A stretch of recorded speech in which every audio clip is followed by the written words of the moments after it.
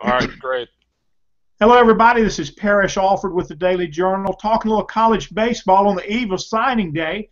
A little bit of a distraction. Going to talk some baseball with Kendall Rogers of D1Baseball.com. Kendall, how are you, man? Doing pretty good. Just obviously getting ready with for the season with season preview content. All America teams today. I've already got a few people on me about not having Christian Trent on there. Although I think Trent has a solid case. Man, the starting pitchers were just difficult to pick from this year. But Syke Sorvis is on our second team as first baseman, and I think it's gonna be a fun year over there. Between Ole Miss and Mississippi State, I think we're in for another really special year in the Magnolia State over there. Hey, man, tell us a little bit about what you guys are doing right now, D1Baseball.com. I mean, for years, people, I think, understood that site and loved it as a place to go, kind of one-stop shopping for scores and schedules and standings. But it's a whole lot more than that right now. Tell us about it. Yeah, it's funny. It's funny how it kind of came about. We were sitting there over the summer in Omaha. Kyle Peterson and myself with ESPN, and we were kind of brought it up like, hey, what if we kind of created a one-stop shop for college baseball? And I'm kind of like, well, maybe that'd work out, but one thing kind of led to another, and we were lucky enough to team up with Cynthia Mills over at D1 Baseball, who's people don't know, but Cynthia runs that whole scoreboard by herself all day long. So I mean, she does an incredible job over there, and we teamed up with her, and obviously brought Aaron Fitt for Baseball America, who obviously had a lot of respect for even before we joined forces. But I really feel like we have a special team, and between the scores, the content, message boards, everything else, I feel like we've got something that college baseball fans, any college baseball fan, would be attracted to. So it ought to be fun. It'll be a fun ride, but certainly a busy ride. Well, I know this, Kendall, from a newspaper perspective, as it relates to content on the internet. When you take something that for so long had been free for people, and then you charge them, it rocks their world a little bit. Yeah.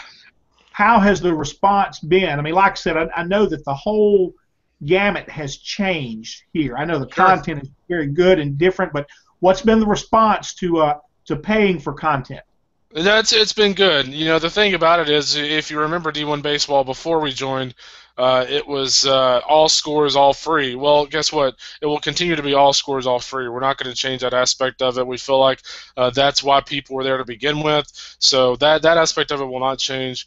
From a content perspective, obviously that was not there before, and so that there will be I'd say, I don't know, 70% will be premium on the actual written aspect of things. 30% will be free. So we'll have a nice mix of content. It'll be free and pay. But again, a lot of people, and you're right, a lot of people have been concerned of, hey, are we going to start having to pay for stats and scores? That will not happen. We will keep that the way it is. So we wanted to keep the integrity of the old site and kind of add a little flavor of the news. So it'll be fun. The response has been outstanding from coaches, fans, players, you name it. It's been cool. So the schedule, the standings, and the scores will still be there free. Let me take you back to something you said a minute ago. Did all of this just come about last summer? Did y'all? I mean, if it did, it seems like you've put it together pretty quickly. If you guys were just having discussions last summer when I was at Omaha. Yeah, exactly. What's funny is actually probably in the beginning of Omaha, it actually was not even an idea yet. This really did come together pretty quickly. It was a deal that I had discussed with Kyle and discussed with Aaron, and a few months later, and it just kind of got rolling. It was a deal that honestly probably got done over a couple of months span. It's pretty incredible, and we've been lucky enough, in addition to having good partners, we've been lucky enough to have a pretty good company out of Omaha, which is kind of interesting.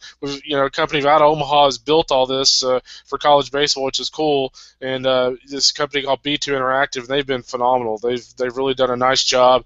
They were quick, they were precise, they were correct, and so it's been a interesting but pleasant process. It's a little different working for somebody, and then now in a essentially kind of an ownership role and kind of helping run a company, so to speak. It's been cool. Well, I see you and Aaron as kind of the lead writers there from a national perspective. I guess there is a regional setup under you guys. Correct. And tell me a little bit about what exactly is Kyle Peterson's role That I know he wrote the welcome letter, but I didn't really. That wasn't really made clear on the website. What is his role? Yeah, without going into too much detail, he just kind of got the ball rolling on it all. It was kind of his idea originally, and he just, he kind of took things from there and got it going. So it'll be interesting to see how we kind of integrate Kyle into the content process this year.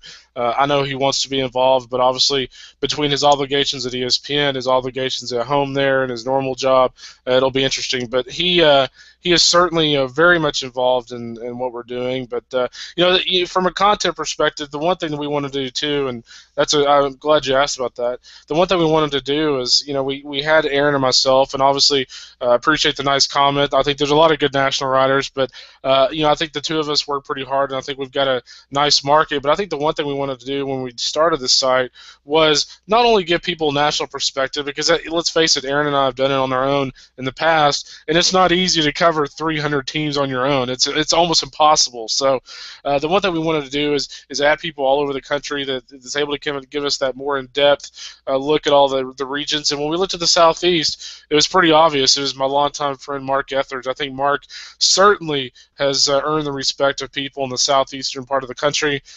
He has taken over the SEC. He will also do ACC coverage for us. And then around the country, we've got two West Coast guys.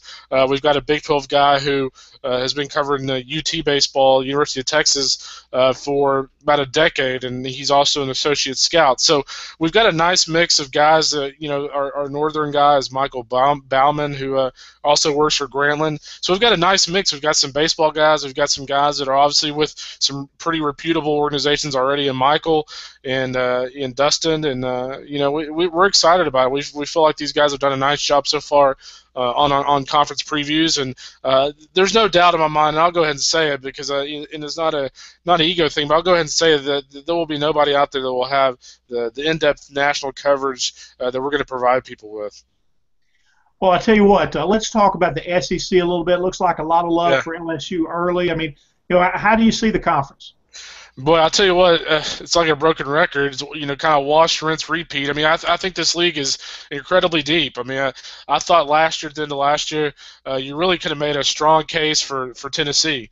Tennessee obviously, had no problem with them not getting in last year, but they had a case with some of the key wins they had, especially early, getting that big series win against Arizona State. This year, I feel like Tennessee's that team that's going to take a step forward. I feel like the Vols, when you look at the pitching they have back, I think Kyle Serrano, Dave Serrano's son, I think he kind of gets his command together and takes that big step forward. But Christian Stewart, an outfielder for the Vols, had a huge summer, huge fall. I think he's going to have an All-American type of season. I think the Vols finally get back to the postseason. It's been a while for those guys. So besides Tennessee, I think the rest of that league at the bottom is solid too. I mean, I think even like a Kentucky, who I think takes a step back, is still going to be solid. They have Kyle Cody as their ace, who has potential to be one of the top pitchers in the country. And then Georgia, I mean, Scott Strickland has a lot of arms. And you look at Robert Tyler, the imposing freshman who had the big year last year, big velo guy, David Sosby, Connor Jones, the list goes on. They've got arms. The big question with Georgia is offense. But every single one of these teams has potential, and I think whether it's the top end, the middle end, the back end, I think this league's going to be really good, and that certainly includes Mississippi State and Ole Miss. Well, what do you think with that kind of depth? What is the magic number of conference wins for a team to feel good about an at-large bid? I would say going 500. I mean, I think if you can go 500 with the way that league's going to be this year, I think you've got a pretty good chance to get in. That's kind of the rule of thumb usually. I think the big thing is if I think it was A&M was it 2 years ago that I think finished one game under 500 in conference and got into the postseason. And so, realistically, if you can go 500 with that schedule, you probably have a chance to get in. Granted, you actually do take care of business in non-conference. Certainly, if you don't take care of business in non-conference, that makes your margin for error in conference pretty small. What do you think about Ole Miss? It's an interesting kind of mix right now, returning some key pieces like a Sykes Orvis, like a Christian Trent, some big losses too. What's your take on the Rebels? Well, first of all, I think the big thing with these guys is, I've covered college baseball for over a decade now, and when I see teams get to Omaha, it's almost like a big relief. I mean, Oregon State gets to Omaha. What do they do first year? They go 0-2.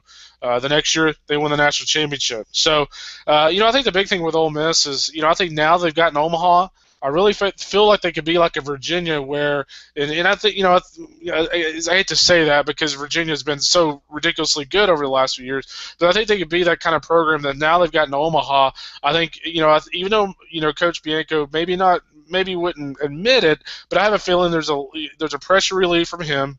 I feel like the program as a whole probably has a pressure relief. And I tell you what, the Ole Miss is all of a sudden more dangerous to me just long term, because I think they're going to be a program that's going to be confident about their ability to get to Omaha now. But I like this club. We obviously had them ranked in the top 20 for a reason. I think this team has a chance to be special. I think when you look at the guys back, Errol Robinson, I thought was a guy that played really well down the stretch last year, made some big plays in the field. I think Colby Bortles got some very meaningful playing time in some key spots in the last year. And then you talk about Sykes Orvis, an All-American, a huge bat in the middle of that lineup. J.B. Woodman, a guy that I feel like is going to have a big year. Obviously the big question mark for Ole Miss is going to be behind the plate. It's kind of funny. When I remember when Ole Miss lost Stuart Turner, we're all thinking, oh boy, they lost Stuart Turner. What are they going to do now? Well, then Will Allen comes out and proves himself to be a stud, and then now it's Austin Knight's turn. Austin certainly, at least on paper, not the offensive guy that Will Allen and Stuart Turner were at Ole Miss, but certainly has a defensive ability. So I like this team offensively, and I think pitching-wise, shifting to the staff, I like it a lot. I mean, Christian Trent, much respect to Chris Ellis, but Christian Trent was their best pitcher within the last year. He was their best pitcher in terms of stuff. He was their best pitcher in terms of makeup, and he's that hard-nosed guy you want on Fridays. And I think Sam Smith takes a step forward, and I also think Sean Johnson makes a smooth transition into that rotation. And lastly, I like the bullpen a lot. I think when you look at White Short, a lefty that I thought really pitched well in big situations last year, saw him pitch in Starkville and some other big situations last year and pitched well. And, of course, Scott Weathersby. One of the most underrated elements of a college baseball team is the ability to have not only a good closer, but a closer that's been through the battle, so to speak. So I like this team. I think this team has a lot more potential than even where we have them ranked. Yeah, you mentioned the competition behind the plate, and a lot of people were wondering if Will Allen could do the job like that. But you look at Will and then Austin Bousfield, who we had seen for years as such an outstanding defensive player.